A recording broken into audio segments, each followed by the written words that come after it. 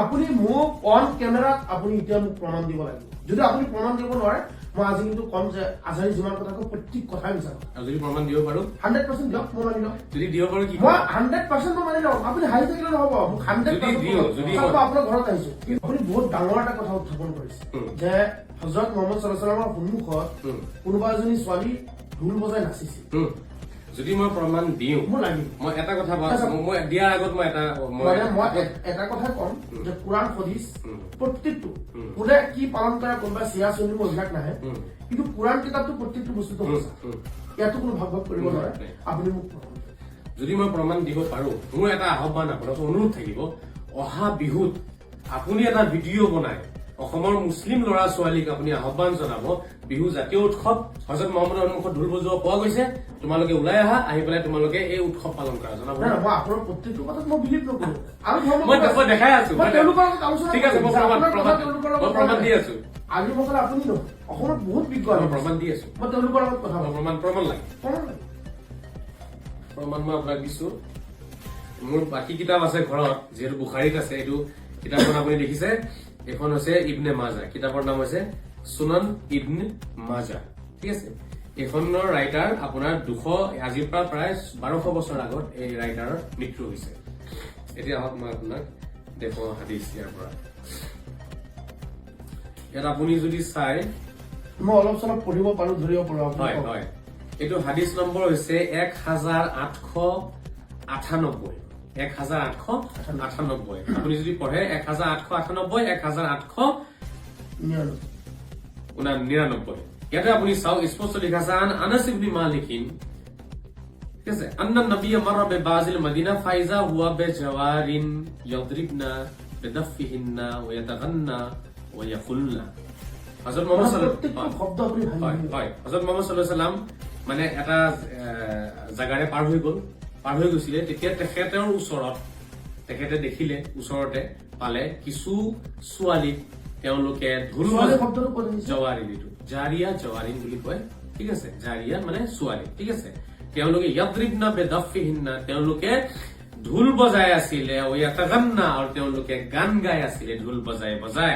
বুজি পাইছেনে নাহনু জৱাৰ মিন বনি নজ্জাৰ ইয়া হাব্বাজা মুহাম্মাদু মিন জাৰ তেওঁলোকে কৈছে আমি বনি নজ্জাৰ নামৰ পৰিয়ালৰ ছোৱালী হওঁ এই ওয়েলকাম মোস্ট ওয়েলকাম অভিনন্দন আপোনাক অভিনন্দন জ্ঞাপন কৰিছো মুহাম্মদ মিন জাৰ আপুনি আমাৰ ওচৰৰ মানুহ হয় তেনেকে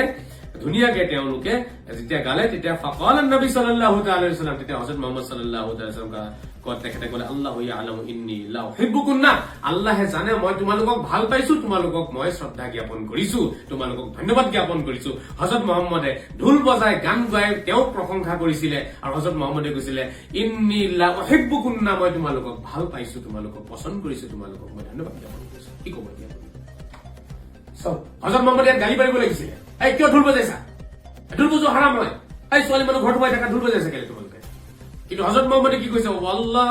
ইয়ালামু ইন্নী লা উহিব্বুকুন্না ঈশ্বৰ সাক্ষী হৈ আছে মই তোমালোকক ভাল পাইছো এই কথাখিনি আপোনাৰ মই একপি ফটো মাৰি দিছো নহ'ব পাৰে ইয়াৰ আগৰ যিটো এইটো আৰু এটা হাদিছ চাই লওক আৰু এটা হাদিছ মই আপোনাক দেখাই দিছো এইটো হযৰতে আয়েশা আমাৰ হযৰত মুহাম্মদ সাল্লাল্লাহু আলাইহি ওয়াসাল্লামৰ তেখেতৰ পত্নী আমাৰ আম্মা হয় মা আয়েশাই কৈছে যে দাখালা আলাইহি আবু বকৰ ওয়া ইনদি জাৰিয়াতান মিন জাওয়াৰি আনসাৰ কে আবু বকৰ অৰ্থাৎ মোৰ আব্বাজান মোৰ ঘৰলৈ আহিলে আয়েশাই কৈ আছে আব্বাজান আহিলে আৰু সেই সময়ত মোৰ ওচৰত আনসাৰ নামৰ পৰিয়ালৰ কিছু ছোৱালী বহি আছিলে ও তুগানিয়ান আৰু তেওঁলোকে গান গাই আছিলে বহি মোৰ ওচৰত গান গাই আছিলে ঢোল চোল বজাই আছিলে আৰু ইয়মে বুআছ এইটো এটা তেওঁলোকৰ মানে উৎসৱ আছিলে সেই দিনটো কলাত ওয়ালাইসাতা বিমুগান্নিয়াতাইন তাৰপিছত আয়েশাই ক'লে যে তেওঁলোকে আচলতে মানে তেনেকুৱা ধৰণৰ প্ৰফেচনেল নহয় কিন্তু তেওঁলোকে মানে গাই আছিলে মানে মোৰ ইয়াত বহি আবু বকৰে তেওঁলোকক ধমকি দিছিলে যে কিয় গাই আছা আৰু সেই সময়ত হযৰত মুহাম্মদ ফাকালান নবী হযৰত মুহাম্মদ ঘৰত উপস্থিত আছিলে হযৰত মুহাম্মদে আবু বকৰ ক'লে আবু বকৰ কোন হযৰত মুহাম্মদৰ নিজৰ শ্বশুৰ হয় কিন্তু আৰু ডাঙৰ সাহাবী লগতে শহুৰ হয় নিজৰ শহুৰে কয় ক'লে ইয়া আবু বকৰ তেতিয়া তেখেতে ক'লে যে হে আবু বকৰ তুমি কিয় তেওঁলোকক বাধা দিছা গান গাবলৈ বাধা নিদিবা ইন্না লিকুল্লি কওমিন ঈদান ওয়া হাযা ঈদুনা প্ৰতিটো আপোনাৰ জনগোষ্ঠীৰ প্ৰতিটো জাতি জনগোষ্ঠীৰ এটা এটা উৎসৱ থাকে লিকুল্লি কম প্ৰতিটো জাতি জনগোষ্ঠী কম মানে জাতি জনগোষ্ঠী প্ৰতিটো জাতি জনগোষ্ঠীৰে ঈদ থাকে ঈদ মানে উৎসৱ প্ৰতিটো জাতি জনগোষ্ঠীৰে উৎসৱ থাকে অহাজা ঈদুনা আৰু আজি আমাৰ উৎসৱৰ দিন হয় গতিকে তেওঁলোকক গাবলৈ দিয়া কিয় তুমি বাধা দিছা মই আছো নহয় ইয়াত আবু বকৰে হজৰত মহম্মদক দেখা নাছিলে হজৰত মহম্মদ মুখত কাপোৰ দি পেলাই শুই আছিলে আবু বকৰে ভাবিলে হজৰত মহম্মদ নাই তেখেতে মানে আবু বকৰে আহি কলে গান গাব নালাগে ঢোল বজাব নালাগে হা তেতিয়া হজৰত মহম্মদে আবু বকৰক বাধা দিছে আবু বকৰ তুমি গান গাবলৈ দিয়া ঢোল বজাব দিয়া